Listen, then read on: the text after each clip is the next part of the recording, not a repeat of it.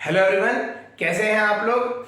आज हम कंटिन्यू करेंगे क्लास 12 का चैप्टर मैग्नेटिज्म। आज का टॉपिक हमारा रहेगा amperes circuital law. Amperes circuital law आज हम पढ़ेंगे। Ampere circuital law is a short trick.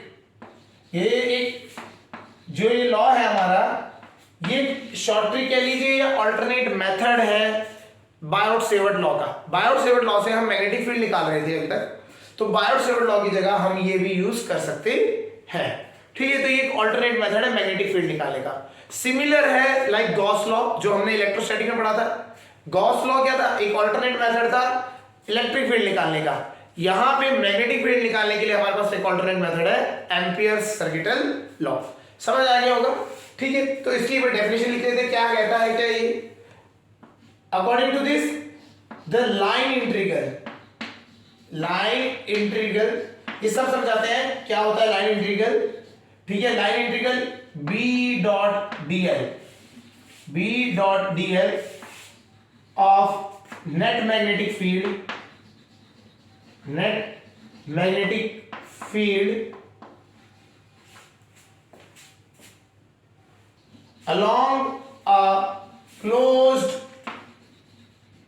along a closed path। ठीक है, एक तो क्लोज्ड पाथ है और प्लेनर भी है। क्लोज्ड प्लेनर पाथ कैसे लिखते थे यहाँ पे? along a closed planar path is equal to the product of mu naught क्या होता था? Permeability of free space, mu naught times current crossing the area bounded by the curve.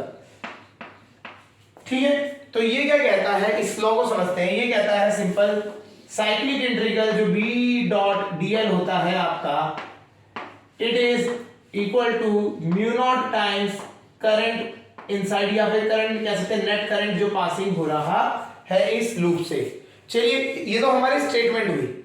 अब इसे समझते हैं एक्चुअल में कैसा होता है। ठीक है, इसको देखते हैं। ये इसकी स्टेटमेंट है। अगर आपसे पूछी जाती है तो ये स्टेटमेंट आप लिख सकते हैं।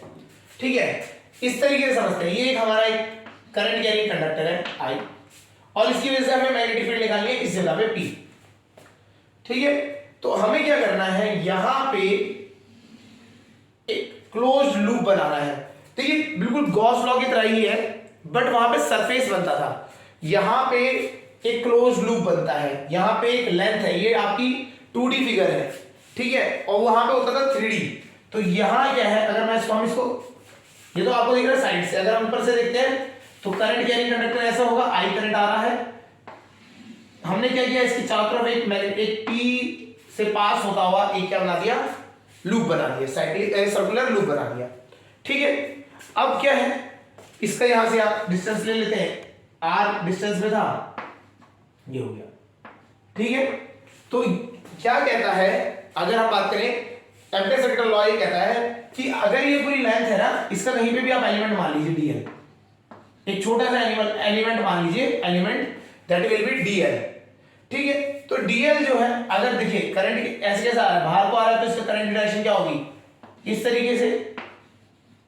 ठीक है, मैग्नेटिक फील्ड इस तरह से आ रही होगी।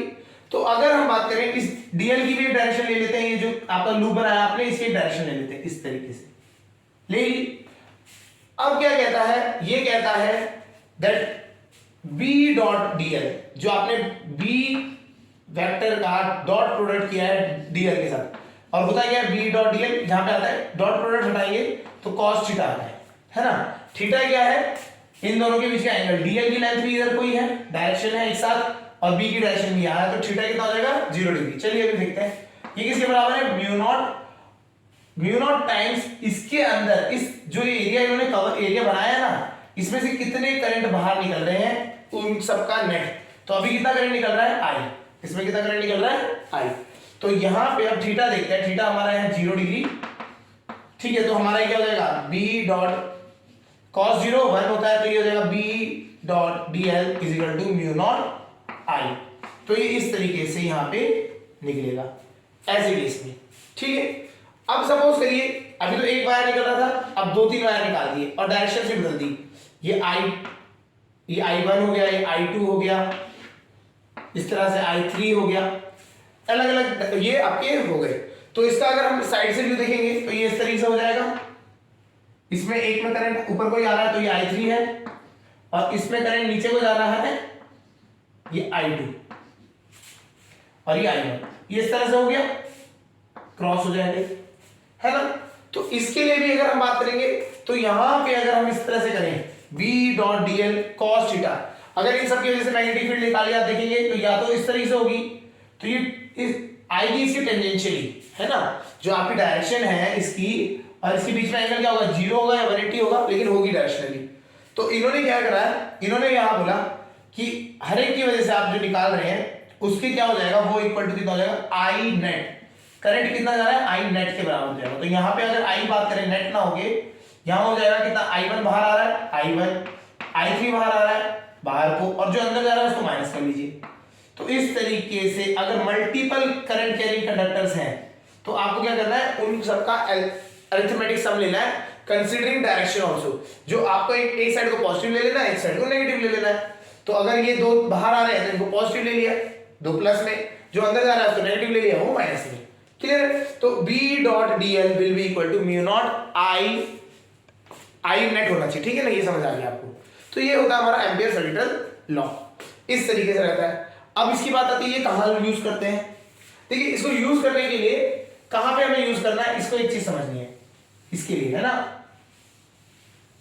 तो इसके लिए अगर हम बात करें तो इस तरीके से समझते हैं,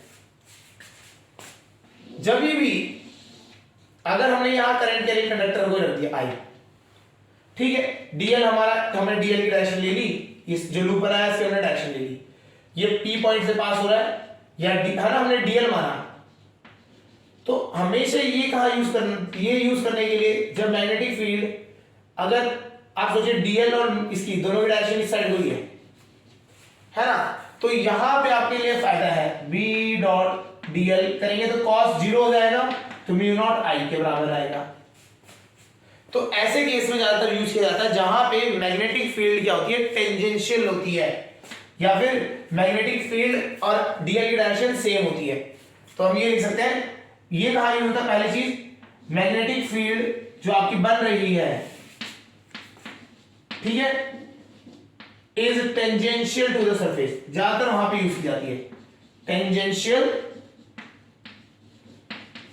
टू सरफेस, या सरफेस कह लीजिए कर्व, जो हमने कर्व क्रिएट किया उसके लिए, तभी आपका ये फॉर्मूला होता है। अगर सपोज करिए मैग्नेटिक फील्ड कभी ऐसा केस आ जाए कि मैग्नेटिक फील्ड बाहर को निकल रही है, नॉर्मल है, और डीएल हमारा ये हो गया, तो डीएल की डायरेक्शन ये हो गई और मैग्नेटिक फील्ड ये हो गया, तो ऐसे केस में क्या हो जाएगा, B dot DL dot product के लिए आता है कॉस कितना आ जाएगा यहाँ 90 डिग्री, कॉस 90 होता है 0, कॉस 90 0 होता है, तो उस केस में क्या आ जाएगा, तो इस केस में क्या हो जाएगा, cos 90 0 होगा तो ये 0 हो जाएगा आपका।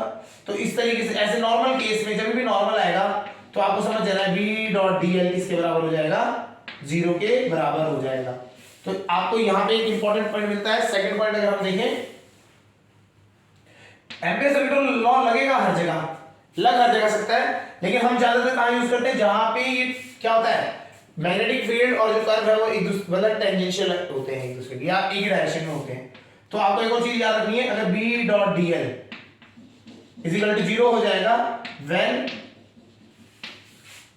when B is perpendicular to DL, DL और ये एक दूसरे के क्या है, परपेंडिकुलर होंगे, तब 0 हो जाएगा, सीधी बात है, डॉट प्रोडक्ट है मतलब cos 90 0, ठीक है, ये इस तरीके से होता है। समझ आ गया होगा ये। चलिए इसकी एप्लीकेशन करते हैं, इसको देखते हैं कैसे करते हैं, उससे और अच्छा समझ आएगा, ठीक है।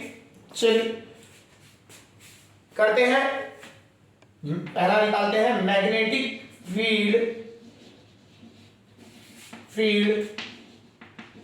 Due to infinite long wire, infinite long wire, एक करंट यानी इनफाइनाइट लॉन्ग वायर है, उसके लिए अगर देखते हैं, ये वायर है, इनफाइनाइट लॉन्ग है, आई करंट चल रहा है, हमें यहां से आर डिस्टेंस में निकालना है। तो हमने क्या किया, एक सर्कुलर लूप बना दिया। ठीक है, हमने क्या किया, एक सर्कुलर लूप बना दिया। तो इसमें एम्पीयर सर्किट लॉ लगाते हैं, वो क्या कहता है, cyclic integral of B dot DL, B dot DL. अगर आप देखेंगे तो मैग्नेटिक फील्ड क्या होगी, इसी तरफ चारों तरफ सर्कुलर ही होगी, टेंजेंशियल ही होगी। तो यहाँ पे डीएल भी इस साइड को और ये भी जीरो आएगा कॉस, तो कॉस जीरो, थीटा कितना आएगा, जीरो आएगा, तो कॉस जीरो होता है। तो B dot DL is equal to mu not I के बराबर हो जाएगा, नहीं हो जाएगा। देखिए बी भी इस साइड को, डीएल भी इस साइड को, अगर हम 3D में ये तो ऊपर से, अगर ऊपर से देखेंगे तो इस तरीके से होगा। यहाँ मैग्नेट, यहाँ करंट के वायर निकल रहा है बाहर, ये हमने डीएल माना था, ठीक है, ये डीएल की डायरेक्शन इस तरीके से, तो डीएल की डायरेक्शन ये हो गई, और मैग्नेटिक फील्ड इसके क्या है, टेन साथ ही है, पैरेलल हो जाएगी, क्योंकि हमने क्या राइट हैंड थंब रूल लगा दिया इस तरीके से। समझ आ गया होगा, बी डॉट डीएल हो गया। तो बी डॉट डीएल, तो बी हमारा क्या है, कांस्टेंट है। अगर हम एक पर्टिकुलर डिस्टेंस में बात करें तो आर डिस्टेंस में कांस्टेंट है, तो बी हमारा कांस्टेंट है, बाहर निकाल लेंगे, बी हमारा बाहर निकल गया। साइक्लिक इंटीग्रल ऑफ डीएल, पूरे डीएल की, डीएल लेंथ की साइक्लिक इंटीग्रल, ये छोटा डीएल एक यहाँ पे, फिर ऐसे डीएल, बहुत सारे डीएल बन जाएंगे, इन सारे डीएल को एक साथ इकट्ठा कर दो, यहां से चलते हुए सारे डीएल इकट्ठा करते करते करते करते आप आएंगे तो कितना हो जाएगा। आपने यहाँ डीएल डीएल ऐड करते चले गए, और ये है सर्कुलर पाथ, तो ऐसे डीएल डीएल ऐड करते जाएंगे करते जाएंगे करते जाएंगे, तो क्या बन जाएगा, एक सर्कमफ्रेंस बन जाएगा सर्कल का, that will be 2 pi R mu not I. तो मैग्नेटिक फील्ड कितनी होती है, mu not I upon 2 pi R, यही हमने निकाली थी इनफाइनाइट लॉन्ग वायर के लिए। ठीक है, समझ आ गया। इनफाइनाइट लॉन्ग वायर के लिए मैग्नेटिक फील्ड होती है mu not I upon 2 pi R. समझ आ गया, चलिए करें, ठीक है, एक हो गया। इसके ऊपर एक क्वेश्चन देखते हैं, क्या है, ये एक आपका सर्कुलर सेक्शन बना के दे रखा है, आपका रेडियस है 10 सेंटीमीटर, यहां पे एक करंट यानी वायर बाहर को आ रहा है, इसमें 2 एम्पियर करंट है, एक है यहां पे 1 एम्पियर करंट अंदर जा रहा है, 2 एम्पियर करंट बाहर आ रहा है, 1 एम्पियर करंट अंदर, और यहां से 4 एम्पियर करंट बाहर आ रहा है। इस तरीके से हमने मान लिया, ठीक है। चलिए अब हमें बोला है कि इसके अब बताना है नेट मैग्नेटिक फील्ड, इसके जो आपके इस पॉइंट पे, ये पी पॉइंट पे मैग्नेटिक फील्ड कितनी होगी इन सब की वजह से, इन नेट, इसकी वजह से नेट मैग्नेटिक फील्ड कितनी होगी ये समझाना है। हम लगाएंगे क्या, देखिए कंसीडर गॉसियन सरफेस में क्या होता था, बहुत सारे वो थे आपके रूल से, पहला रूल होता था कि वो परपेंडिकुलर पोटेंशियल होना चाहिए, है ना, बहुत सारे डिस्टेंस दूर होना चाहिए। यहाँ पे इतना नहीं है, यहाँ पे आपने क्या किया, एक सरफेस बनाया, इस एक कर्व बनाया जो कि पी पॉइंट से पास हो रहा है, और इन सारी चीजों को एक साथ क्या कर रहा है, कवर कर ले रहा है। तो ये हमें बेसिकली ऐसा क्या है, एक कर्व मिल गया, हमें कर्व से मैटर करना है, कर्व यहाँ पे है। अब यहाँ पे इनके वजह से, हर एक की वजह से अगर आप देखेंगे तो मैग्नेटिक फील्ड हमने देखेंगे तो ये हमेशा सारे के सारे जो है सर्कुलर मैग्नेटिक फील्ड बनाएंगे। तो मैग्नेटिक फील्ड बी, तो बी डॉट डीएल, अगर हम बात करें छोटे एलिमेंट, ये है डीएल, इसके हम पूरी लेंथ को घुमाएंगे तो डीएल होगा is equal to mu not I net.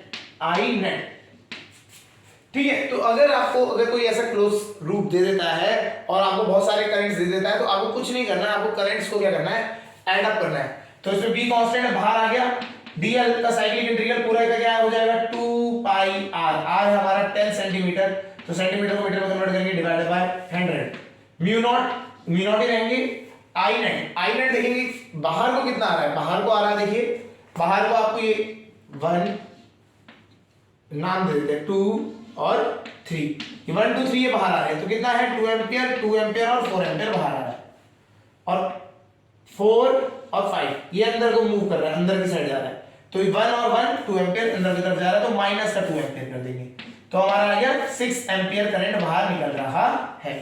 तो टोटल कितना करंट हो गया, 6 ampere, mu naught into 6, clear है, एक से कैंसिल आउट हो गया, बी आ जाएगा हमारा 6 म्यू नॉट अपॉन यहां से ये उधर जाएगा 10 मल्टीप्लाई में आएगा और नीचे आ जाएगा 2 पाई, नीचे कितना आ जाएगा 2 पाई, ये आ जाएगा।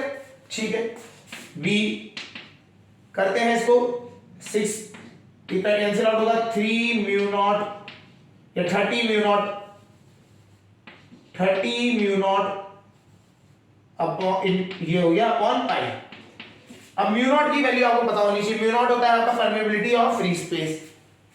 ठीक है, परमेबिलिटी ऑफ फ्री स्पेस, तो बी की वैल्यू हम यहां रखेंगे म्यू नॉट, पहले म्यू नॉट हो जाएगा 4 पाई इंटू 10 की पावर -7 और 30 अपॉन पाई तो है ही, पाई से पाई कैंसिल, 4 3 12 हो जाएगा ये आपका 120 इंटू 10 की पावर -7 और इसको पॉइंट को अगर हम आगे शिफ्ट कर देंगे तो 1.2 इंटू 10 की पावर -5, इसकी आपकी मैग्नेटिक फील्ड है टेस्ला। तो इसकी वजह से पूरे में आंसर क्या आ जाएगा, B will be equal to 1.2 into 10 की पावर -5 टेस्ला। ये इस तरीके से सॉल्यूशन करना है। आपको क्या करना है, जो करंट अंदर जा रहे हैं उनको माइनस ले लीजिए और आउटसाइड को जो बाहर आ रहे हैं उनको प्लस ले लीजिए। सेपरेट करेंगे, आपको मॉड में निकालना है, मतलब बेसिकली क्या है, जो करंट आएगा नेट क्या होगा, मॉड में होगा, जो भी साइड आपको ज्यादा लग रहा है उससे छोटा वाला माइनस कर देंगे। समझ आ गया? तो मैग्नेटिक फील्ड आप इस तरह से निकाल सकते हैं। क्लियर? ये है एम्पीयर सेकेंड लॉ की यूजेस। ठीक है, चलिए अब ये तो पहला था हमारा वायर की वजह से। सेकंड हम देख लेते हैं मैग्नेटिक फील्ड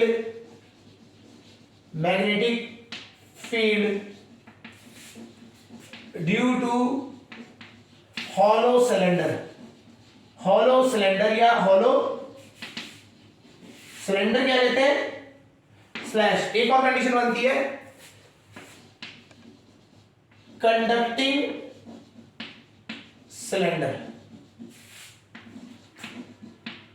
सिलेंडर कह लीजिए या hollow cylinder.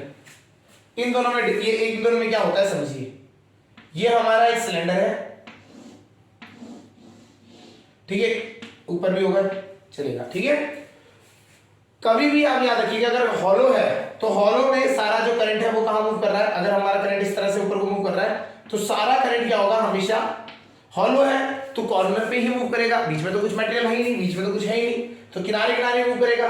Plus conducting cylinder है, तो आपको एक चीज समझिए, कंडक्टिंग में हमने इलेक्ट्रोस्टैटिक में पढ़ा था कि कंडक्टिंग की अगर हम बात करें तो उस कंडीशन में क्या होता है, अंदर का नेट इलेक्ट्रिक फील्ड होता है 0। तो इसका मतलब क्या ये का पॉसिबल है, जब सारा का सारा चार्ज क्या करता है वो आपका कॉर्नर से मतलब आपका आउटसाइड को चल रहा है। मतलब आपका ये अगर कंडक्टर है पूरा सॉलिड सिलेंडर भी हो तो आपका जितना भी करंट है वो सारा सरफेस में मूव करता है, मतलब आउटसाइड बिल्कुल कॉर्नर्स पे है ना, सरफेस में मूव करता है, अंदर नहीं मूव करता।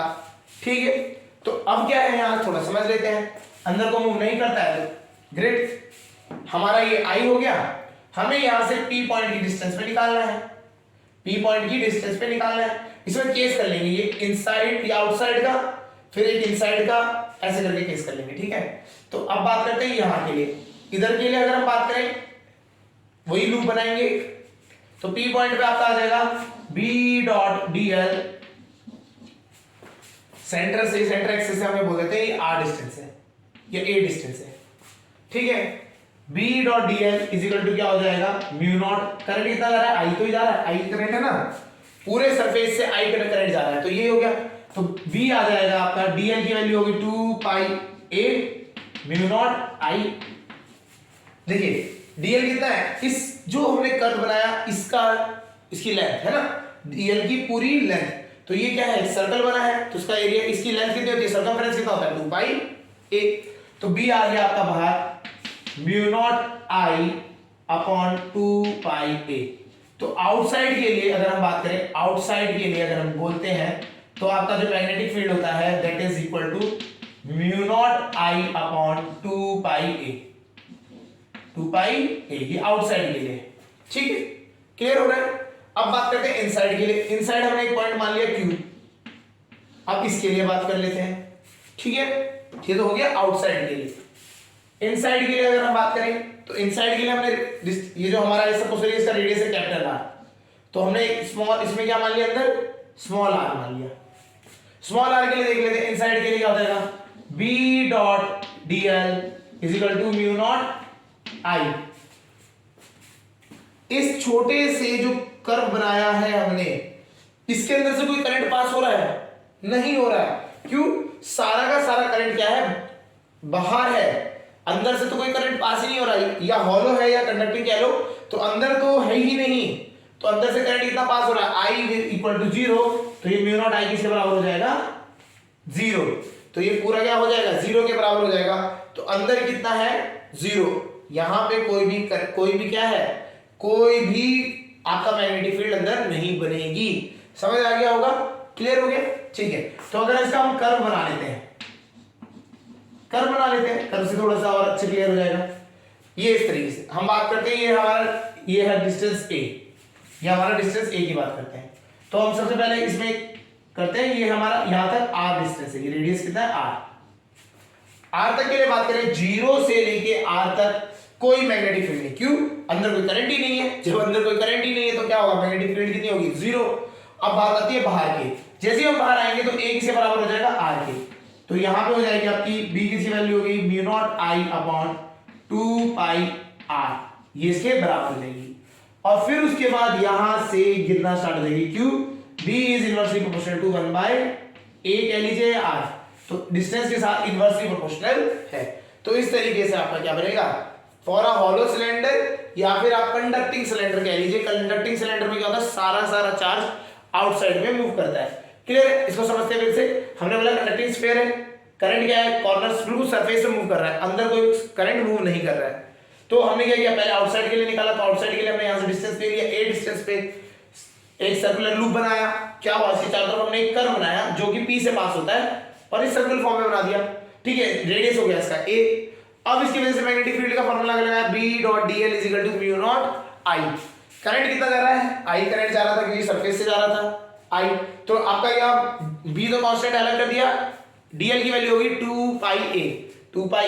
तो आपने इसको क्या किया? क्रॉस मल्टीप्लाई किया तो ये आपका आ गया mu not I upon 2 pi a।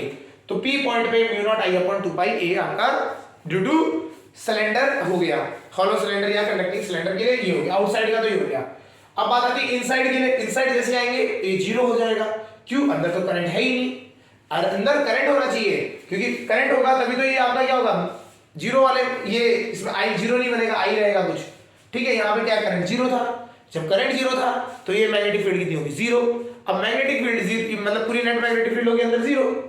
तो अंदर हमारा कोई मैग्नेटिक फील्ड नहीं होता हॉलो के केस में। आपका तो अगर हम इसका कर्व बनाएंगे तो क्या होगा? यहां तक तो 0 रहेगा, यहां पे तो क्या रहेगा? 0 वाली लाइन रहेगी। फिर इसके बाद एकदम से यहां से स्टार्ट हो जाएगा। यहां पे मैं डॉट डॉट डॉट लाइन दिखा रहा है, ये क्या है? इसकी वैल्यू है इस वाले की, mu not I upon 2 pi r। ये क्या रहता है? 0 से लेके r तक, तो यहां रहेगा 0 पे, अंदर 0 है और बाहर ये इस तरीके से है। ठीक है, क्लियर हो रहा है? नहीं हो रहा है? यहां पे समझना है, यहां पे b इज इक्वल टू क्या है? इस वाले रीजन में b इज इक्वल टू 0 है। समझ आ गया? तो ये इसका आपका हॉलो सिलेंडर का होता है। क्लियर? चलिए अब हम बात करते हैं, अगर हम बोलते हैं नॉन कंडक्टिंग या सॉलिड सिलेंडर की बात करें तब क्या होता है। ठीक है, ठीक है।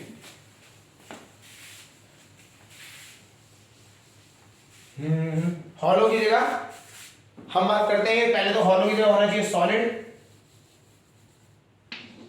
सॉलिड या फिर हम कहते हैं नॉन कंडक्टिंग।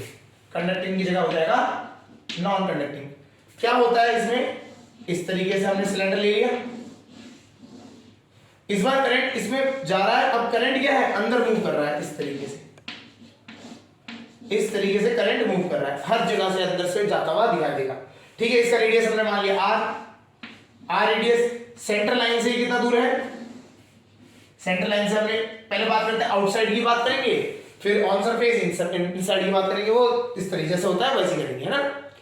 ठीक है, हमने ऐसे बहुत सारे क्वेश्चंस करे जाते हैं। ये इलेक्ट्रोस्टैटिक्स में आपका जो गॉसियन सरफेस होता है तो उसकी कंपैरेटिबिलिटी बहुत इजी होता है। ठीक है, ऐसा कुछ नहीं है इसमें, आपको बस एक लूप बनाना है, उसके बाद आपको ये B.dl वाली लगा देनी है। तो हमने क्या बोला? P पॉइंट आउटसाइड के लिए देखते हैं। आउटसाइड के लिए अगर हम बात करें तो आउटसाइड के लिए देखिए इसमें करंट कितना जा रहा है? टोटल नेट करंट I जा रहा है। तो जो हमने हॉलो के लिए निकाला था वही सेम इसके लिए आ रहा है। क्यों? इसके लिए भी सरफेस वैसा ही बनेगा 2 पाई a वाला। तो हम यहां लिख देते हैं, सीधा ही लिख देते हैं, b की वैल्यू आ जाएगी mu not I upon 2 pi a। Similarly जैसे हमने हॉलो का निकाला था उसी तरीके से आपका ये भी आ जाएगा। क्लियर हो गया? तो आउटसाइड के लिए हमारा ये आ गया mu naught I upon 2 pi Q. देखिए बी तो कांस्टेंट रहेगा, डीएल जो साइक्लिक इंटीग्रल ऑफ डीएल है वो कितना है 2 पाई ए और म्यू नॉट आई के बराबर। ठीक है, चलिए ये तो हो गया आउटसाइड का।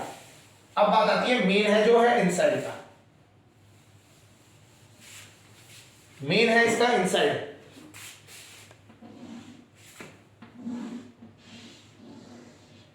ठीक है, मानते हैं हम कि यूनिफॉर्म करंट डेंसिटी है इसकी, यूनिफॉर्म करंट डेंसिटी है। मतलब अगर हम बोल रहे हैं पाई आर स्क्वायर एरिया है, पाई आर स्क्वायर एरिया से कितना करंट पास हो रहा है आई, कितना करंट पास हो रहा है आई। तो पाई आर स्क्वायर एरिया से कितना करंट पास हो रहा है आई, तो 1 यूनिट एरिया से कितना पास होगा, ये एरिया लिख लेते हैं और यहां है करंट।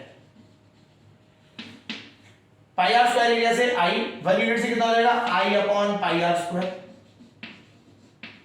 और हमने क्या माना, हमने बोला एक छोटा सा एलिमेंट है, इसके अंदर सेंटर से रेडियस डिस्टेंस है आर, हमें यहां निकालना है इस पॉइंट पी पे।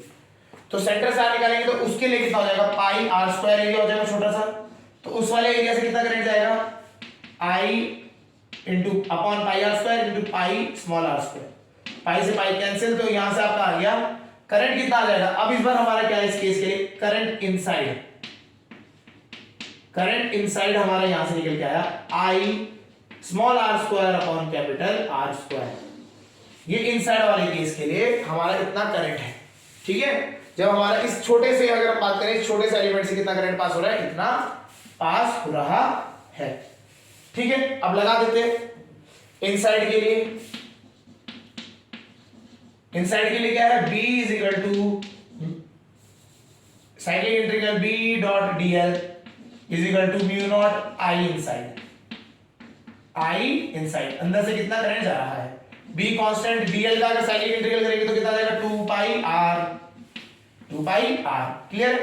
और क्या हो जाएगा mu not I, I inside की वैल्यू है I R square upon R square capital R square. R से एक आर कैंसिल, तो बी आ जाएगा आपका इनसाइड के लिए mu not I upon 2 pi R square, यहां से आ जाएगा ये स्मॉल आर ऊपर रहेगा 2 पाई कैपिटल आर स्क्वायर, ये आपका बन गया। तो आउटसाइड का तो हमें ये पता था, इनसाइड का हमारा आया, यहां से इनसाइड के लिए लिख देते हैं। समझ आ गया होगा कैसे किया हमने पहले करंट डेंसिटी की हेल्प से हमने इसमें से करंट कितना पास हो रहा है वो निकाला, that was equal to I R square upon capital R square, पूरे कैपिटल आर स्क्वायर से हम हो रहा है। फिर हमने इससे क्या कर दिया इनसाइड के लिए अगर हमने निकाला तो ये हमारा इनसाइड के लिए आ रहा है b is equal to mu not I small R, ये स्मॉल आर यहां का डिस्टेंस है upon 2 pi capital R square, capital ये कैपिटल आर हो जाएगा। ठीक है, कैपिटल आर स्क्वायर हो जाएगा इस तरीके से। तो इसको हम लिख लेते हैं, हमारा इनसाइड का फॉर्मूला बना b is equal to mu not I small R upon 2 pi capital R square, ये आपका फॉर्मूला बन रहा है। ठीक है, इतना समझ ये चीज समझनी है। ठीक है, ये दोनों चीज समझ आ गई। चलिए अब हम बात करें, देखिए अंदर की अगर अंदर वाले एरिया की बात करते हैं, अंदर वाले में तो यहां जो है मैग्नेटिक फील्ड जो है b डायरेक्टली प्रोपोर्शनल है r के, और आउटसाइड वाले केस में क्या हो जाएगा b इनवर्सली प्रोपोर्शनल हो जाएगा 1/a के, क्योंकि a वेरिएबल है। तो इसको हम ड्रॉ करते हैं। ठीक है, रेडियस कह लीजिए या a कह लीजिए, दोनों एक ही चीज है। ठीक है, अब यहां से ये हमारा a डिस्टेंस वाला है, हम बात करेंगे कहां तक, पहले r डिस्टेंस तक जो आपका रेडियस है। तो जब 0 होगा r, जब इसका सेंटर पॉइंट होगा तो r 0, तो मैग्नेटिक फील्ड 0, तो 0 से स्टार्ट होके एक स्ट्रेट लाइन पर जाएगी। क्यों? यहां पे मैग्नेटिक फील्ड जो है डायरेक्टली प्रोपोर्शनल है स्मॉल r की, और मैक्सिमम वैल्यू क्या हो जाएगी इसकी, कैपिटल R देंगे तो r से r घटा, तो ये आ जाएगा मैक्सिमम वैल्यू हो जाएगी इसकी म्यू नॉट, ये b है हमारा mu not i upon 2 pi r, ये मैक्सिमम वैल्यू है। इसके बाद क्या होगा, ये इनवर्सली प्रोपोर्शनलिटी से गिरने लग जाएगा, तो b इज इक्वल ये हो जाएगा इनवर्सली प्रोपोर्शनलिटी वाला कांसेप्ट आ जाएगा, तो ये हो गया। ये a ही लिख देते हैं यहाँ पे, ये a के साथ चला लेते हैं। ठीक है, जब हमने a ले रखा a, तो ये आपका ग्राफिकल रिप्रेजेंटेशन इसका हो गया। तो एम्पीयर सर्किट लॉ से समझ आ गया होगा किस तरीके से आप क्या करते हैं मैग्नेटिक फील्ड निकाल सकते हैं, लॉन्ग वायर का, इनफाइनाइट लॉन्ग वायर का, सिलेंडर का हॉलो हो गया या फिर कंडक्टिंग सिलेंडर हो गया, इन दोनों के लिए भी कैसे कर सकते हैं। तो एम्पियर सर्किट वाला समझ आ गया होगा, हार्ड नहीं है, आपको सिंपल फॉर्मूला याद रखना है, बी डॉट साइक्लिक इंटीग्रल या line integral of B dot D L is equal to mu not I. ये बहुत ही इंपॉर्टेंट फॉर्मूला है, समझ आ रहा होगा यहां तक, ठीक है। तो इस तरीके से ये इसमें रहता है, इसी का यूज करके हम क्या करते हैं, सोलेनॉइड्स और टोरॉइड, ये दो आपके इंस्ट्रूमेंट्स टाइप के कह सकते हैं या फिर डिवाइसेस कह सकते हैं, आपकी यूज होते हैं इलेक्ट्रिकल सर्किट्स में या इलेक्ट्रॉनिक सर्किट्स में हम करें तो वहां पे ये सोलेनॉइड्स और टोरॉइड्स का कंसेप्ट आता है, तो वहां पे हम इनको समझेंगे कि उनकी मैग्नेटिक फील्ड कैसे इससे हेल्प से निकाली जाती है, ठीक है। चलिए आज के लिए इतना करते हैं।